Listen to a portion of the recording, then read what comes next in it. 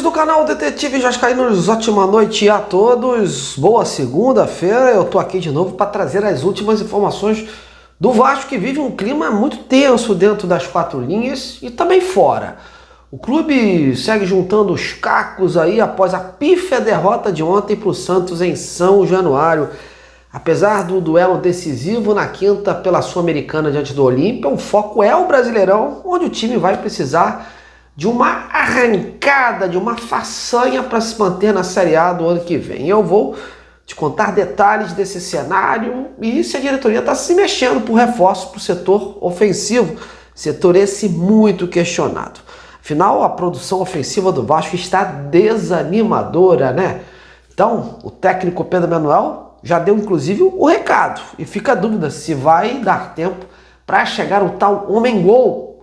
Então, isso e muito mais eu te conto já já. Mas antes da gente prosseguir, já dê aquela moral nesse trabalho, deixa o like aí embaixo, jogue o vídeo em suas redes sociais, grupos de zap e compartilhe o conteúdo para que possamos ampliar o alcance na plataforma. E se puder, também não esqueça do seu apoio, né? Toda e qualquer contribuição para o canal é muito válida, porque a gente pode reverter aí em melhorias para esse projeto.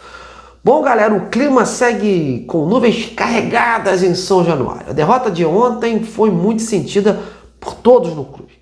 Admar Lopes e o técnico Pedro Manuel estavam visivelmente abatidos com o resultado, mas tentaram passar todo o apoio ao grupo de jogadores que, nesse momento, são os que podem aí dentro de campo buscar reverter o quadro.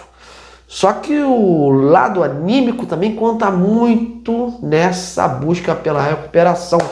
E após o jogo, o treinador português reconheceu que o Vasco voltou a criar oportunidades, muitas por sinal, mas o ataque voltou a não produzir nada. Mas destacou que a parte mental é um aspecto que precisa ser levado em conta nessa hora. Ele acredita que a equipe se desestabilizou após ela levar o gol do Santos e que os jogadores sentiram o peso daquele momento, fazendo então que seguidas falhas dessem o tom da partida. E esse aspecto da pressão em cima dos jogadores vai ser uma tônica daqui para frente, porque os questionamentos cresceram após a seca de gols. O Pedro reconhece que falta eficácia ao ataque cruzmaltino e que os seus jogadores precisam urgentemente concretizar as oportunidades que estão sendo criadas, para que o trabalho possa evoluir. Caso contrário, o aspecto mental vai influenciar muito no comportamento dos seus atletas. Sobre reforços, ontem o Pedro Manuel voltou a abordar o tema quando questionado. Diz que a diretoria tem ciência das necessidades de qualificar o grupo, mas que é preciso nessa hora discernimento. Tem que avaliar quem vem, porque quem vier tem que fazer a diferença. Trazer por trazer não acrescenta nada na visão do Pedro Manuel. Ele quer qualidade e não quantidade. Já inclusive vamos posicionar aí como anda essa busca por novas peças e principalmente para o ataque. Mas sobre os rumos do Vasco, o time tem uma decisão pela frente nessa semana, né? Mais precisamente na quinta-feira no Paraguai contra o Olímpia pela Sul-Americana. Precisa vencer no tempo normal para avançar. Empate, pênalti. Só que o foco mesmo, né, do Vasco após esse tropeço de ontem está no duelo diante do Palmeiras no próximo domingo. Ninguém quer falar nada, mas com certeza porque o time segue na zona de rebaixamento e vai vendo seus adversários se distanciarem ainda mais nessa briga. E de quebra, ainda pega um time que luta pelo título brasileiro, que é o Palmeiras. Sendo que o Vasco não vence há 7 jogos na competição. Então, diante desse momento de necessidade, o técnico Pedro Manuel começa a repensar o time que vai mandar a campo na Sul-Americana, né? Ele sempre prega aquele discurso de que não prioriza competições, que o Vasco é grande, tem que pensar sempre em grande. Mas a situação do Vasco é trágica, é muito preocupante. E em meio a muitos riscos de lesões de alguns atletas, possivelmente o Pedro Manuel pode fazer a mudança já para esse duelo de quinta. Há a possibilidade de preservar alguns atletas que estejam ali apresentando desgaste. Ele ontem deu a entender, quando questionado, que vai tentar escalar a equipe pensando no lado físico dos jogadores e que a parte física condiciona a parte mental. E lembrando que nem o Colídio nem o Sousa vão poder jogar essa partida porque não estão inscritos na competição por enquanto.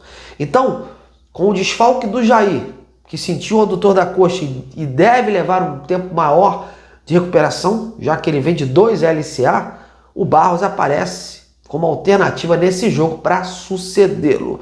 Cuiabano também tem retorno garantido, ele que não jogou ontem, e outras mudanças devem ocorrer lá na parte ofensiva, que é a parte que o Pedro Emanuel está coçando a cabeça. Mas é inegável, meus amigos, que a temporada do Vasco só vai poder ser salva se chegarem reforços de qualidade. O momento é de pressão, é de ajustes, mas é sobretudo de definição. O Vasco precisa ter urgência nessas escolhas. Só que os dias vão passando e a gente não consegue enxergar isso acontecendo. É como eu falei ontem, a sensação que dá é que o Vasco vai precisar de uma eterna janela para se reforçar. Tamanho as deficiências da equipe. E a direção tem em mente aí contratar mais 4 peças, que eu já tinha trazido aqui, que é o zagueiro central, o camisa 8, meia, né? E 2 atacantes, um ponta direita e o tal centroavante. O zagueiro tem o plano A no Diego Carlos, mas está deixando ali de stand-by um jogador que a gente já tinha trazido aqui em primeira mão há muito tempo, que é o Arthur Chaves, que está no Hoffenheim da Alemanha, caso não consiga avançar com o primeiro. Eu conversei inclusive esse final de semana com pessoas próximas ao Arthur que me garantiram que há conversas ainda em andamento pelo jogador. A impressão é que o Vasco abre 2 frentes nesse caso, né? Eu guardo aí um alvo se resolver para que possa então focar nessa definição do assunto. Sobre o camisa 8, até o momento não tenho nomes concretos de quem possa estar chegando.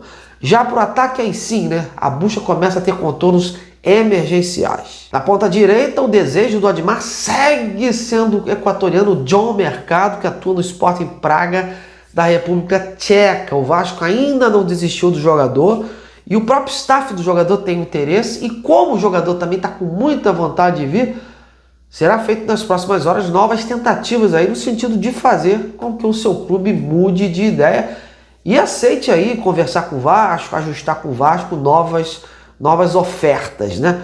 Já para o comando do ataque, aí o grande mistério, talvez aí esteja a maior urgência em questão, já que o ataque segue em xeque. O Vasco não tem um homem-gol.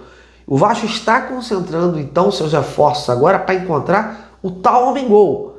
Mas eu não vou mentir que isso aí pode virar uma novela, viu? Isso porque além da necessidade de encontrar um jogador com capacidade para aumentar o poder de fogo da equipe, né, no mercado nacional, por exemplo, muitos alvos já atingiram o número máximo de partidas por um clube nas competições e não vão poder atuar mais por outra equipe. E aí acaba o Vasco fazendo o quê? Sendo obrigado a, mais uma vez, peneirar o mercado estrangeiro, em que pesem ainda existir aí nomes brasileiros atuando em algumas ligas. E aí, com isso, podem ser algumas alternativas para ocupar esse espaço. Só que aí, mais um adendo, né? Por já ter comprometido o investimento nas contratações do Sousa e do Colídio e por ainda estar tendo uma fiscalização nos investimentos da SAF, né? O que acontece? E também, aliado ao fato do Vasco ainda estar buscando esse ponto equatoriano, o Vasco não vai ter aí uma capacidade financeira tão grande para buscar nomes de uma envergadura, de uma alta prateleira para esse comando do ataque. Nomes que demandassem muita grana logo de cara. Então tirar um artilheiro de uma equipe que está em plena competição já é difícil. Tentar tirar fazendo engenharia financeira torna a tarefa ainda mais complicada. Então o Vasco vai precisar de muito pensamento, muito jogo de cintura para contratar esse jogador. E lembrando que tem ligas que as janelas já fecharam. Então os tais clubes aí vão jogar duro para liberar essas peças nessa hora. Enfim, essa é a situação do Vasco, meus amigos. Uma situação que ano após ano a gente vê o mesmo roteiro. Às vezes um desfecho é trágico, às vezes não, mas o tom é esse, né? É o Vasco penando, fugindo de zona de rebaixamento e disputar títulos, muito difícil. Muito difícil, e segue a sua torcida agonizando.